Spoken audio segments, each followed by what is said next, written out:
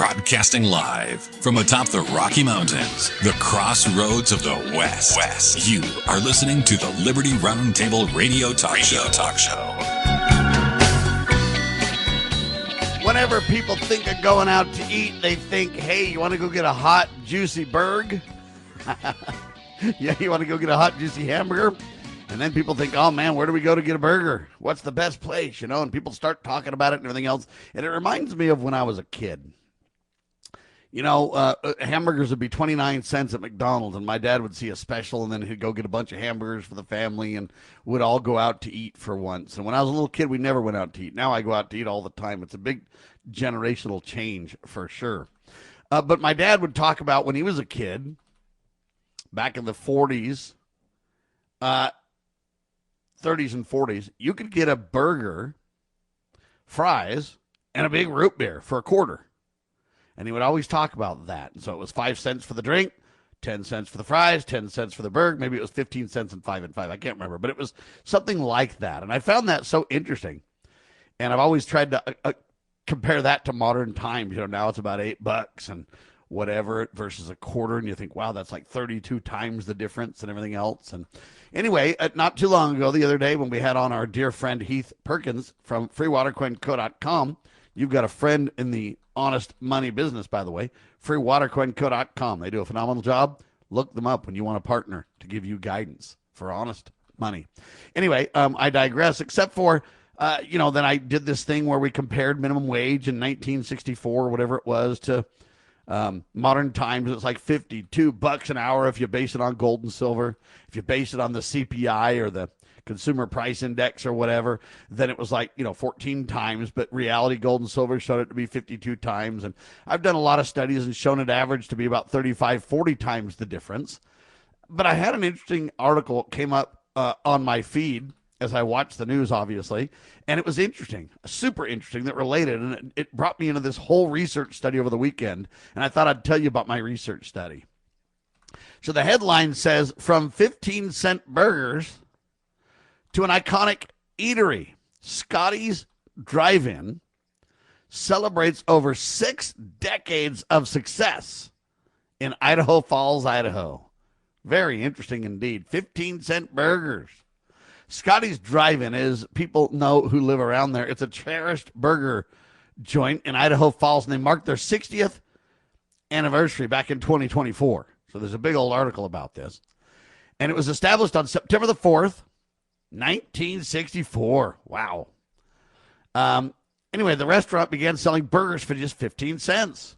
Despite those of major chains like McDonald's, Scotty's retained its charm and its appeal, introducing signature items, because McDonald's came out not too long and matched their 15 cents per burger and everything like that. And then, of course, they came out with the Big Mac, and so Scotty's had to compete, so they created what's called the Great Scott Burger. Yeah. And they wanted to rival the Big Mac with that and everything else. And over the years, the ownership of the restaurant has changed, but the dedication to its original, quote, vibe and quality has not changed at all over the last 60 years. And now it's, believe it or not, owned by a guy by the name of Scott Lynch. So Scott owns Scotty's now. Kind of cool.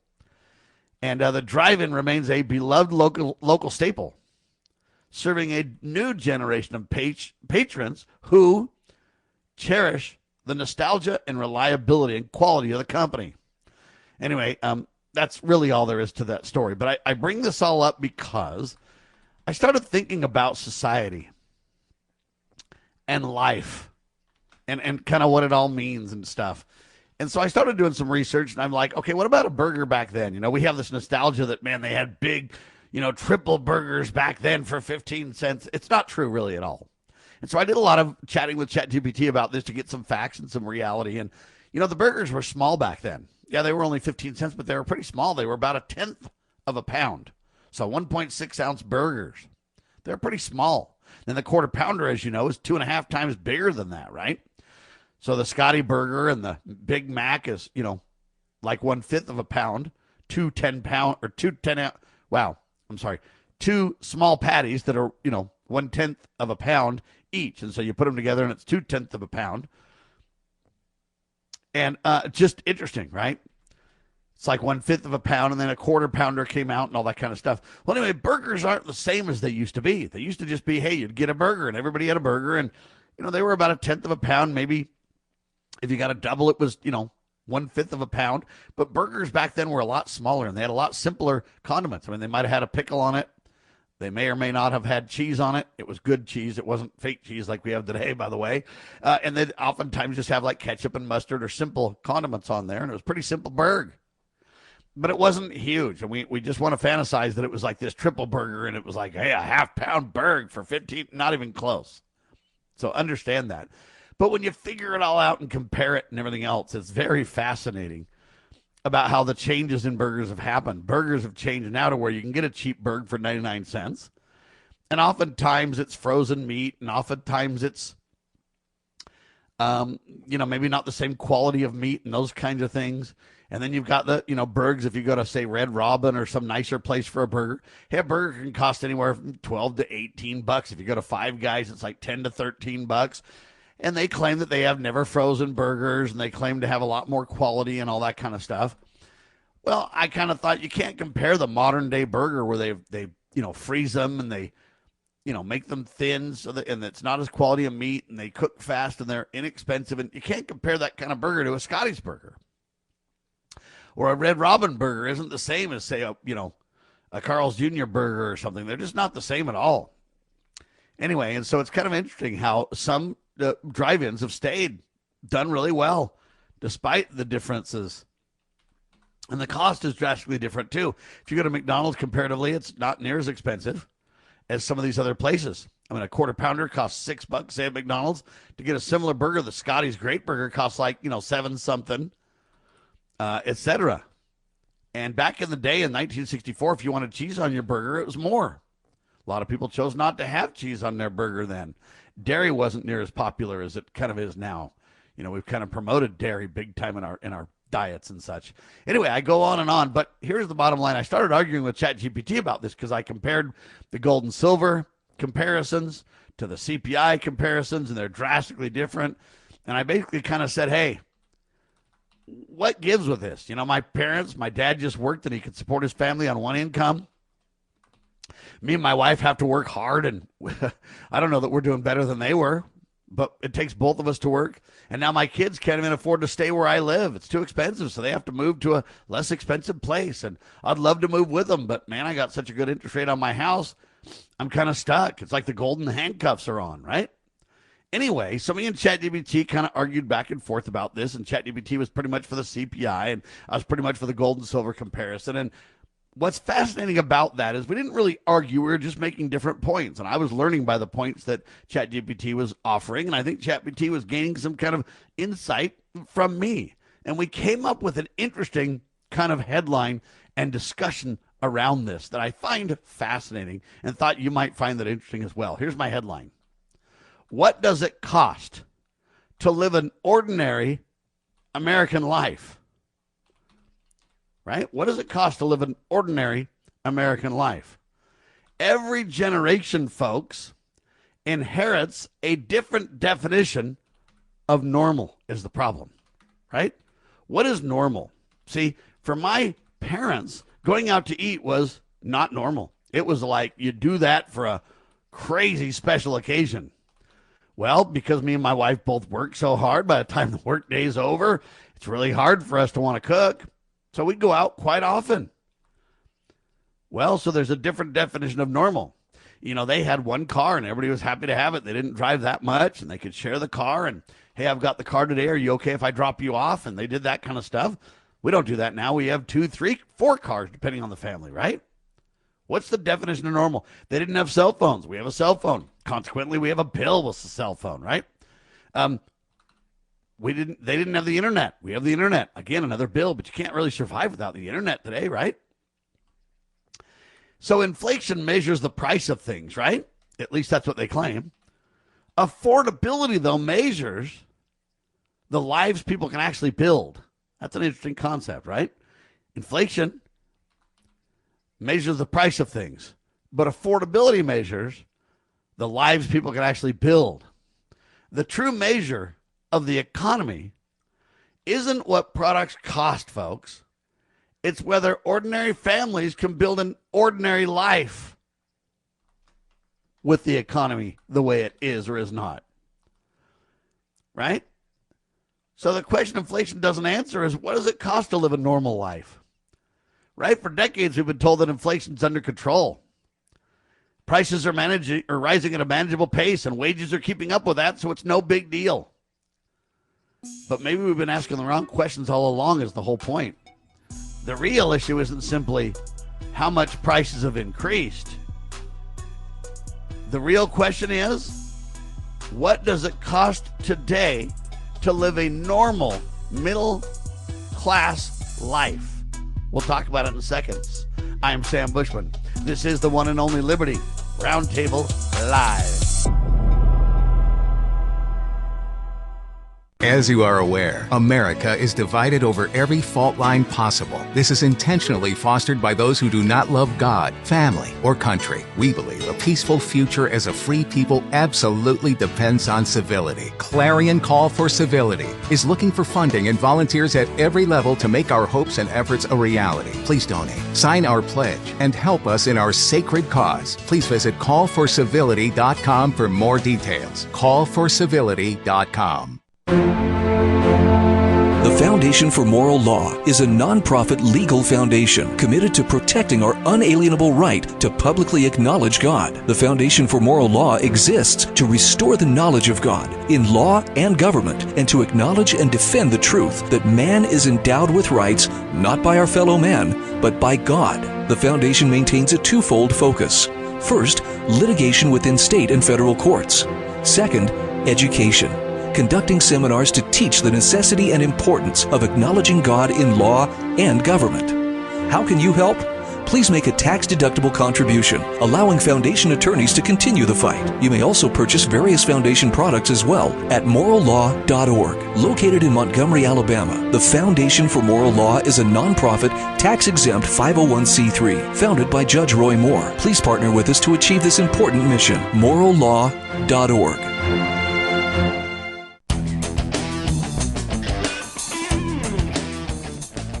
What does it cost today to live a normal middle-class American life?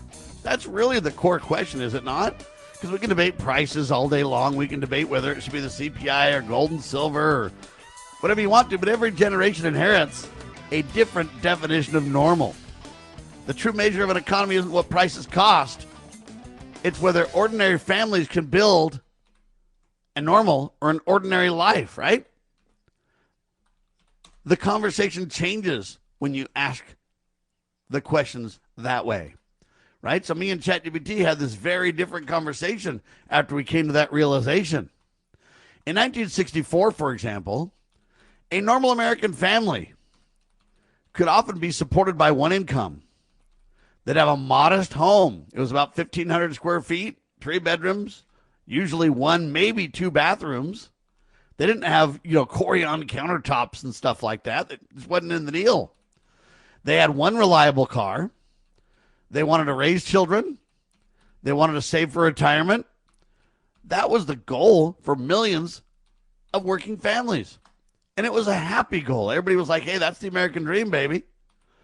But just like the true measure of the economy isn't what things cost, it's every generation inherits a different definition of normal. That's really the takeaway here, because they didn't have smartphones, they didn't have internet service, they didn't have streaming subscriptions, they didn't have advanced automobiles, but they didn't need those things either, right? When you're used to just hearing whatever's on the radio, or you might have 2 or 3 or 4, maybe 5, 10 if you're into music, record albums, that was the extent of your music. Now you've got music at your fingertips. It costs a lot more money, but you got a lot more music.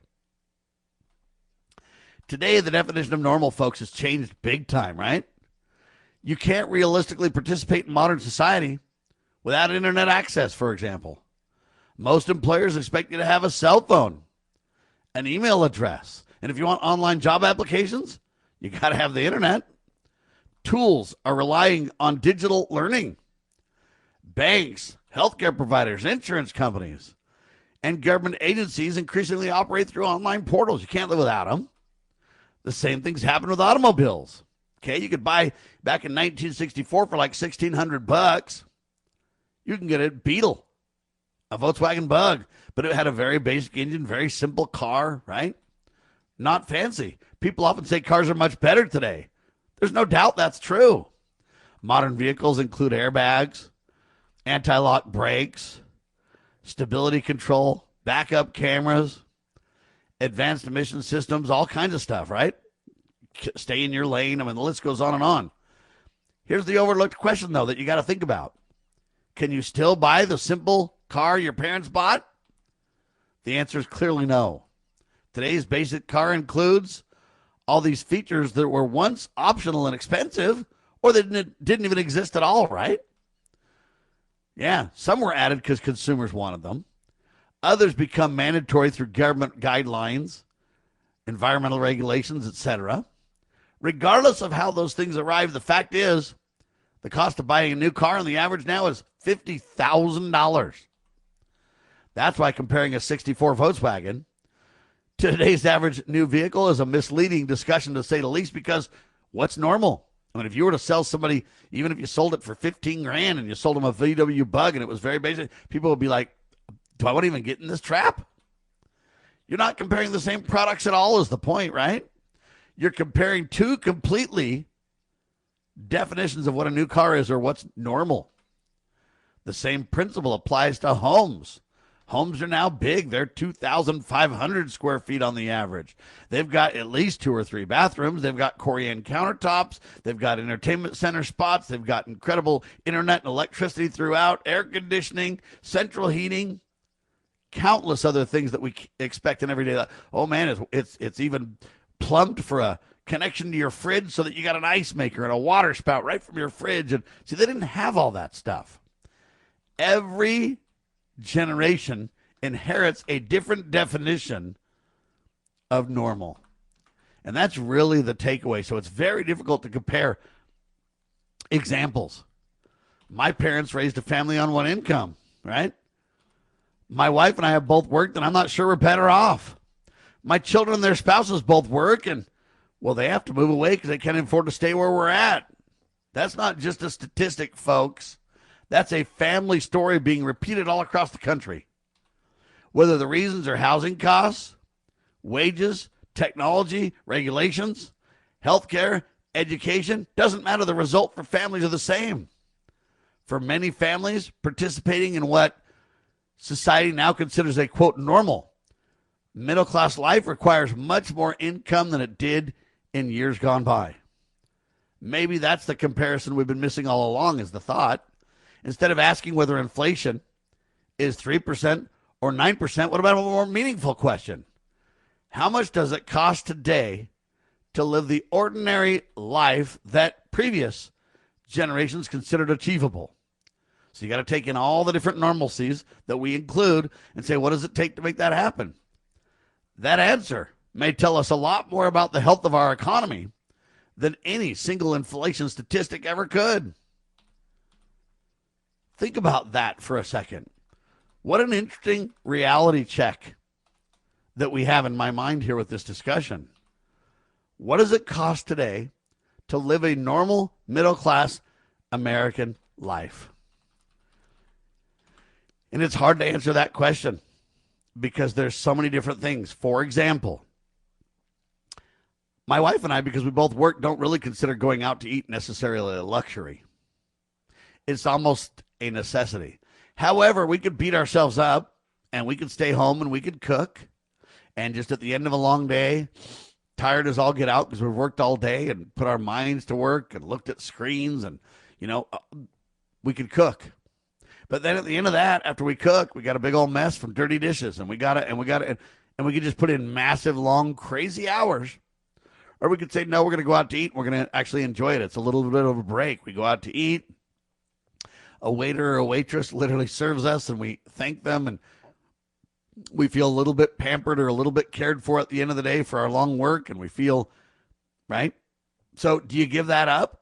What's normal? Do you give that up and just struggle? 9 p.m. you're doing dishes after a long work day?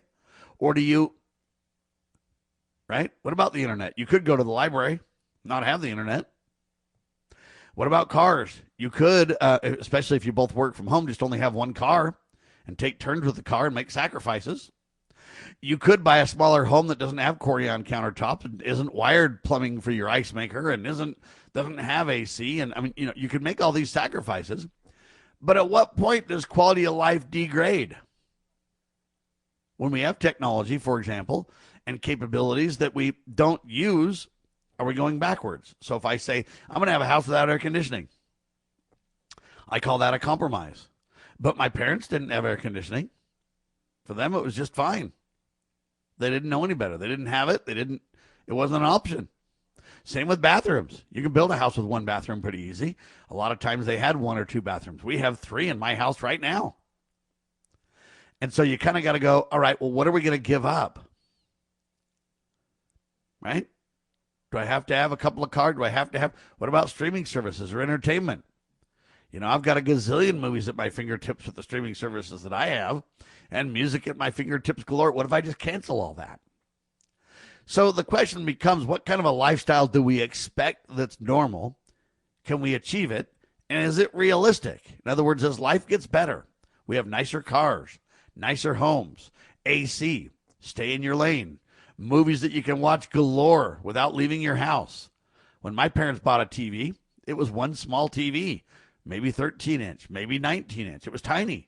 Nowadays, it's like, you only got a 75-inch TV. What the heck is wrong with you?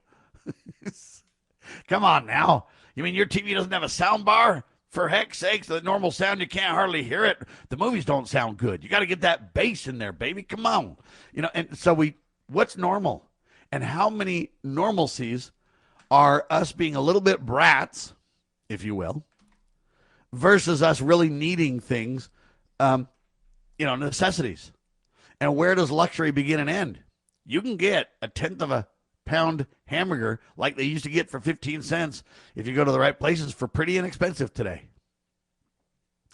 You really can. A couple bucks. It's not as good as it once was, but it's not too bad. You can go to Arctic Circle and buy a bag of burgers for like $7 or something, and there's 6 burgers or 5 burgers in there. You can do it. And it's pretty inexpensive. And that's probably a better comparison. The nice burgers that you get at Red Robin or some of these other places for, $12, $15, $20, they're way bigger. You go to Five Guys, only $10 to $13 for a burger. And it's a big one. It's usually a 1/3 pound burger or more. That's pretty big, right? So think about that for a minute. A 1/3 pound burger is like over 5 ounces of meat. It's like 3 of those other hamburgers or more. And when you go to Five Guys, you can get any topping on it you possibly want. There's a gazillion sauces, a gazillion toppings. It's not even close to the same burger as the 15-cent hamburger of yesteryear. So my point isn't to down the way it used to be. There's a lot of blessings about the way it was in the 50s and the 60s, and there was a lot of good then. But at the same time, we can't romanticize that society and down our own society. If they looked at what we have, literally FaceTime to talk to your grandkids if you're apart, literally AC in your house to where it's 74 degrees, literally 24/7, even though it's over 100 degrees outside, listening to any music you possibly want, being able to get on the internet and search and gain knowledge about any topic under the sun that you want. These are things they could have only dreamed of. So let's learn to be grateful for what we have, and let's learn to kind of, let's celebrate places like Scotty's. Without a doubt, 60 years in business and still going strong. What a legacy. Let's drill into that more. Let's try to have more hometown businesses. Let's try to have the little guy win. Let's try to blend their society with all the greatest parts of their society and all the blessed parts of our society. And let's try to create the best of what we can with what we've got. That's the positive economic outlook I think we should all be considering. But what will you sacrifice for your family? What will you do to make sure that you have the best of all societies, man? We can look back at their incredible benefits, blend them with our incredible benefits, and, man, we can have the best American dream anybody's ever thought of if we but prioritize and work at it. Those are my thoughts. What are yours? God save our constitutional republic.